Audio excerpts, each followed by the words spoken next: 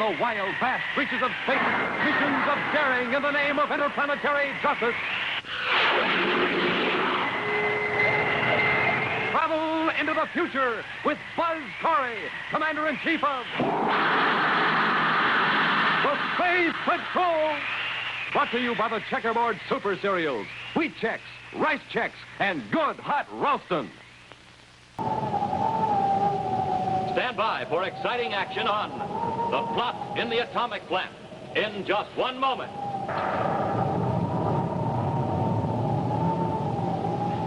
Hi, Space Patrollers.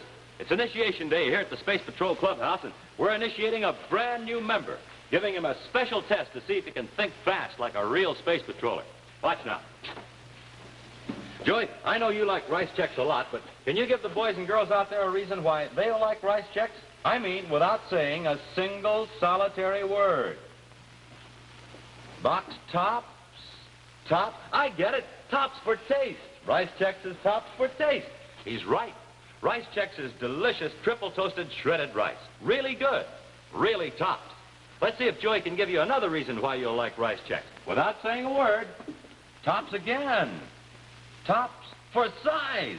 And hey, wait till you try it. Look, Rice Chex is bite-sized. Yes, they're delicious golden bite-sized biscuits you'll love.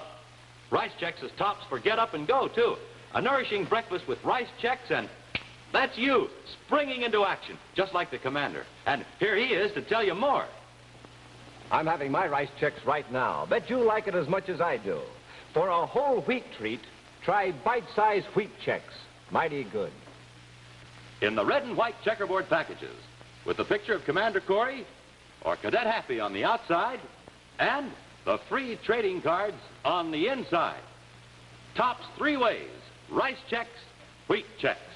Tops for taste, tops for size, tops for get up and go.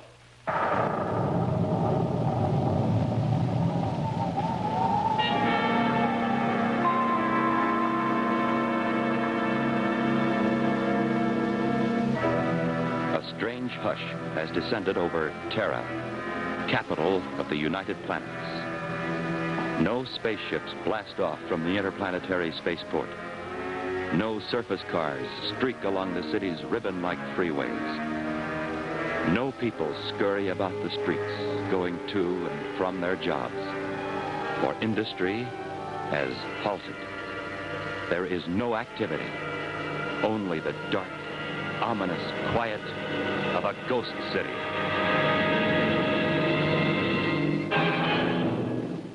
But Terra is not a ghost city. Within its boundaries, there are ships and surface cars and industry and people. People who remain in their homes, waiting and hoping and praying that the impending disaster will not become reality. To a 30th century civilization whose very existence depends upon the power of atomic energy, a sudden acute shortage of that power will surely result in a disaster as destructive as the devastation of a total war. In his central office at Space Patrol headquarters on Terra, Buzz Corry sits with his cadet Happy, listening to the official broadcast of the latest emergency measures taken to offset the power shortage crisis.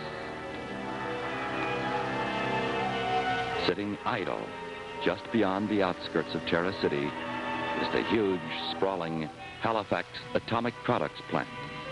Closed down by its owner, Mr. Halifax, due to radioactive contamination, the plant nearly became the scene of tragedy when Buzz and Happy were trapped in an isotope chamber. While conducting an investigation to determine the cause of contamination in the plant, they encountered two men. One, Mr. Proteus, who, like the mythical sea god of the same name, is capable of changing his appearance and character whenever he wishes. To Buzz Corry, Mr. Proteus is known only as the director of a government agency concerned with the allocation of the precious atomic power units still available. A master of deception, Mr. Proteus now appears as Ben, an old watchman. The other man, Tyler, is his assistant, the only person alive who knows the true character of the chameleon-like Mr. Proteus. It's amazing, Mr. Proteus. As many times as I've seen you in your various disguises, I didn't know that you were Ben, the old watchman.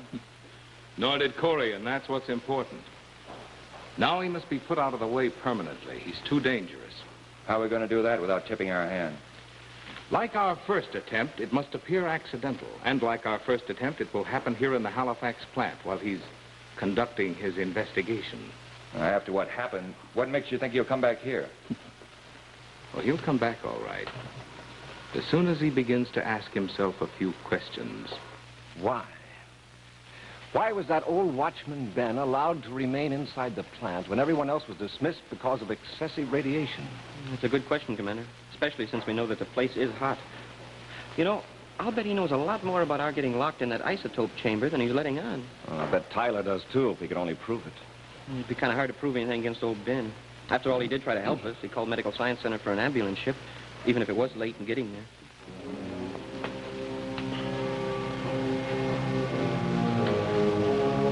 Wait a minute.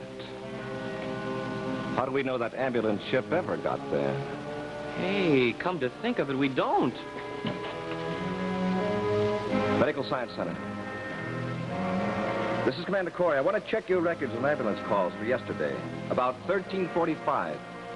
Call for an ambulance ship to go to the Halifax Products plant outside Terra City. Are you sure? Thank you very much. Corry out. They received no such call. Smoking rockets. And if Carol hadn't showed up when she did, why, we'd be... We'd be a memory, Happy. Yeah. And that means Ben lied to us.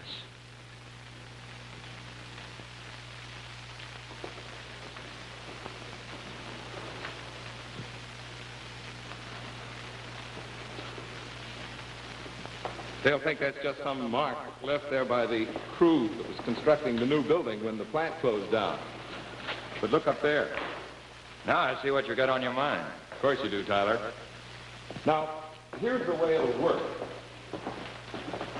When Corry and his cadet are standing on that mark, you'll be up there. I'll give you a signal. All you've got to do is release the cable. And a few thousand pounds of structural beams will come right down on top of it. Yeah, it'll look like an accident. Wait a minute. How can you get Corry to come back into this unfinished building, let alone stand exactly on that spot? 'Cause old Ben, the watchman's going to make real sure that he does.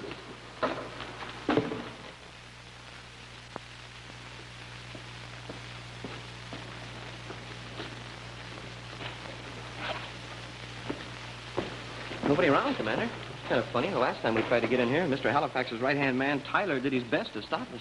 Maybe this time he wants us to go inside the plant. You know, or maybe after what happened, he left. Remember, you said you were going to take the watchman and Tyler down to headquarters for questioning. Maybe they're both hiding out someplace. Now, what in blazes would we want to do a thing like that? Ben, sure it is. Who'd you expect? Maybe we didn't expect anyone. Just on account of a few questions? Huh. Questions don't scare me none. Go ahead and ask them. I intended to, Ben. I've been wondering why you stay here making your rounds in the plant when it's been declared unsafe. Seems safe enough to me. But it's contaminated with radiation. According to Mr. Halifax, the whole place could reach critical mass at any moment and just blow up. Don't know nothing about that. All I know is I was hired to be a watchman, and that's what I do. Ain't nobody told me to go home. So I reckon I'll just stay here right on the job until they do. Any more questions? I checked Medical Science Center, Ben. There's no record of your calling for an ambulance ship to pick up Happy and me. That's so. I reckon that gal that took my call had something else on her mind. Some forgot it. Reminds me of the time when I was a rocket jockey for an interplanetary freight company. Forgot to make a record of a meteor I took in the hull once. Got fired. Same thing ought to happen to that gal. Ben, exactly what do you know about our being locked in that isotope chamber yesterday? Say, now, I'm glad you asked me that question. I got a theory. This fella Tyler that's been hanging around here, he's been acting kind of peculiar. What do you mean? I don't trust him. Wouldn't surprise me none if he knowed something about that. Is Tyler here now? Sure, he's still here. You'd think he didn't trust me to make my rounds the way he keeps hanging around. Where is Tyler? I can show you quick enough. Show us. Follow me. He's in building 34. What's in building 34? Another isotope chamber? Now, that's another funny thing. Ain't nothing in there. Ain't even all built yet. Come on, I'll show you.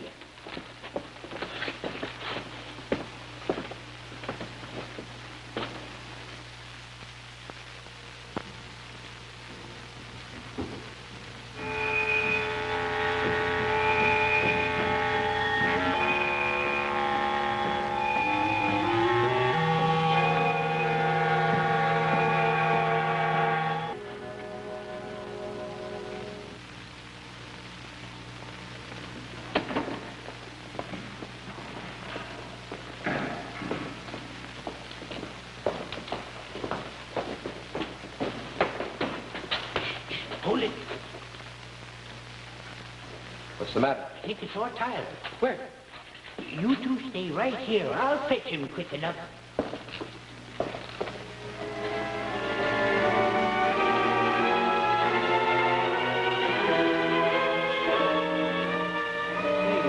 Commander, maybe old Ben's trying to get away himself. Yes, that's why I'm keeping an eye on him. Hey, stop. I wonder what he's up to anyway. Looks like he's waving to somebody up there. Hey, it's Tyler, Commander. I saw him. Pat, look out!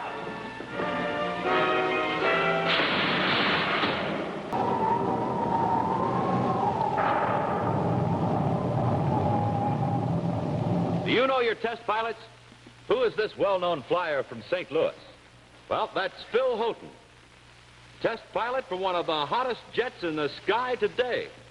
And now, here's Phil Houghton himself to tell you all about his up-and-atom plane, the Voodoo. This is the famous twin-jet Air Force fighter, the Voodoo, XF-88A, developed by McDonnell Aircraft Corporation, St. Louis. And I'm Phil Houghton, the test pilot who flies it. Let me show you some more pictures of the Voodoo. Wingspan is 40 feet, length 55, weighs 10 tons. I can't tell you how fast it can travel. That's a military secret, but believe me, it's plenty fast. And there I am climbing out of the ship after a test flight, all set to head into the ready room. After seeing the Voodoo, I guess you know why I like my job.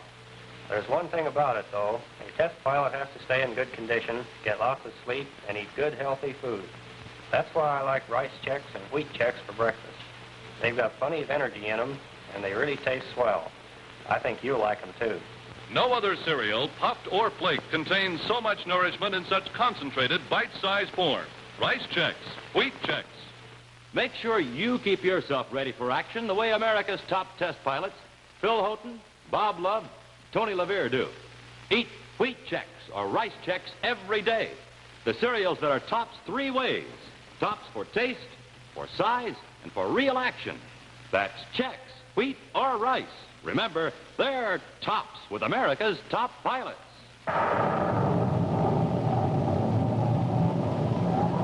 And now back to Space Patrol.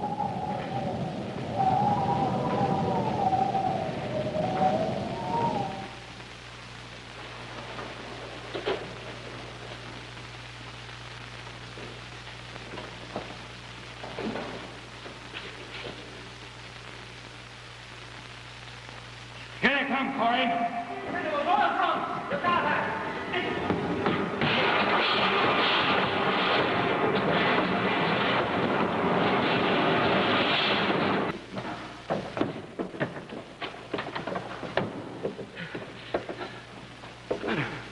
What are the lights? Pat, look. It's glowing in the dark. Where's the gadget gun? I left it right. Just a minute. Here it is, sir. Turn it on. Point it toward the wall. It registers radiation, just like the other walls we checked. For the same reason. You mean the only reason everybody thought this plant was hot was because of fluorescent paint on the walls? Exactly. enough to rest the paint on the hands of a watch to get a substantial reaction from a Geiger counter. Sure there is. I've tried that myself. These walls are just as harmless. Hey, you were right all along. Somebody's trying to corner the market on atomic power plants. And Ben and Tyler are in on it. We've got to get our hands on at least one of them to find out who's behind this.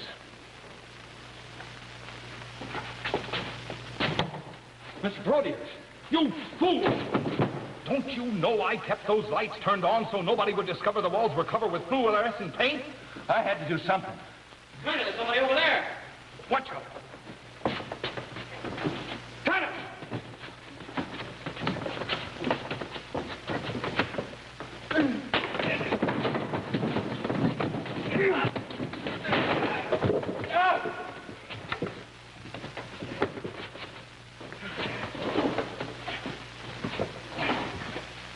Couldn't find Ben, Commander. I know he was with Tyler, though. Take care of Ben later. Right now, I want some answers. Who's behind this, Tyler? Is it Halifax? I don't know. Don't lie to me. I want his name, and you're going to give it to me. All right, I'll tell you. His name? Commander, somebody shot him. Keep up and talk to me. Ben. I'll try to find him. Take care of Tyler. Right, sir.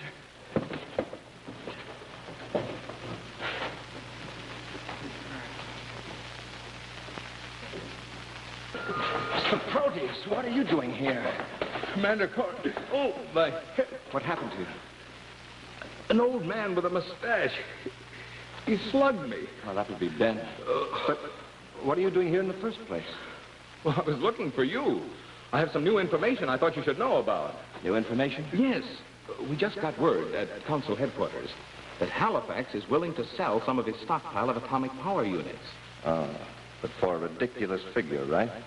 Well, his price is high. But I think we should accept it, Commander. You're well aware of the situation we face. Yes, and I'm aware of a few other things, too. What do you mean? We won't have to knuckle down to Mr. Halifax. I can soon prove that this whole thing is a premeditated plan to create a monopoly. Are you sure? Positive. As soon as I get the brainograph from Tyler, I'll know who's behind this. Oh, then you don't know for sure as yet. Just a matter of time. Commander! Over here, Hap. Say, Tyler. Mr. Proteus, what are you doing? What about Tyler? Oh, he's in pretty bad shape, Commander. When Ben shot him, he sure didn't want him to get up again. He took a full charge. Let's get him medical science center fast. Without him, we may never know the name of the man we're after. Come on. Just a minute, Commander. I'll go with you.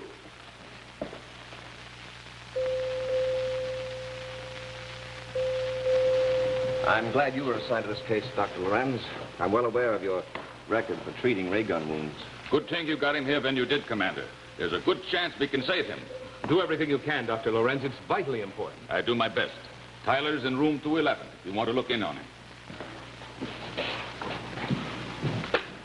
Commander, I think I'd better leave. I have some very important details to attend to in my office. You can reach me there as soon as you find out how Tyler's coming along. All right, Mr. Proteus. We'll be in touch with him. Fine.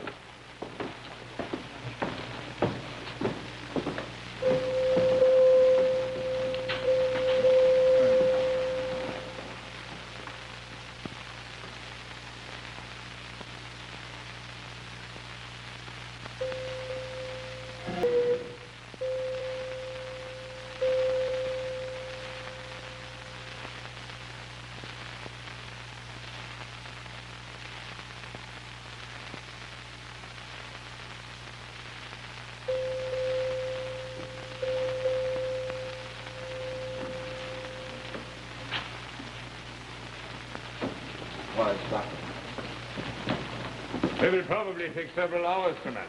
We'll leave you alone then, Doctor. Let us know as soon as possible. Certainly, Commander. Doctor, the security of the entire United Planets may depend on your saving Tyler's life. It's in your hands.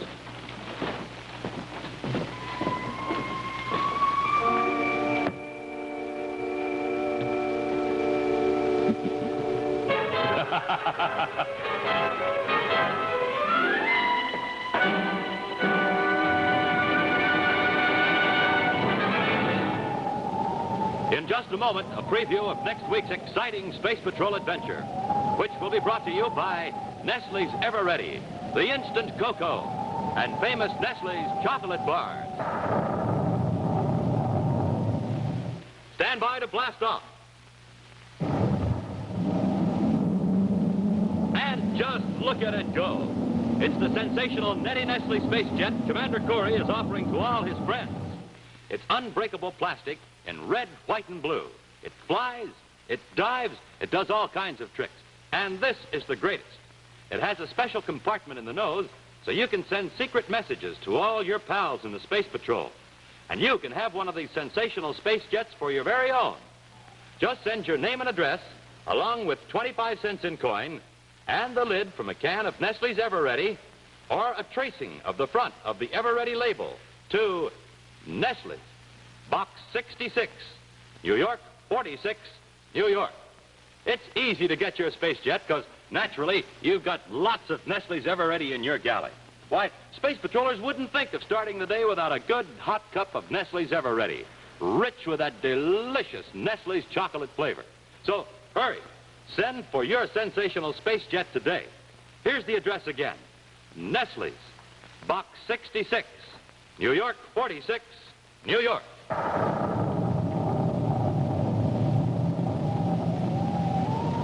And now a scene from next week's exciting adventure, The Blazing Sun of Mercury.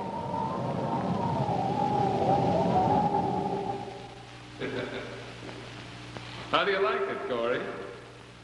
How long do you think you can last without water? 2 hours? 1 hour?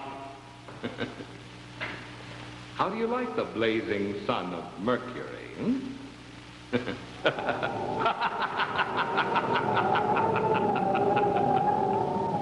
Be sure to see what happens when Buzz and Happy, in an attempt to save the system from disaster, encounter the blazing sun of Mercury. Next week on Space Patrol.